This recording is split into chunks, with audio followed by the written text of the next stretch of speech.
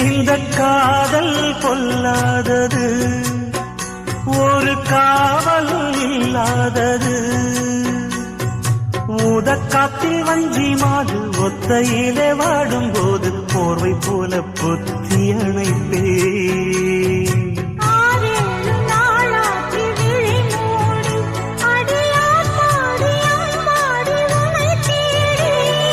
நீதானே மானே என் இளஞ்சோடி, உனை நீங்காது என்றும் என் உயிர் நாடி.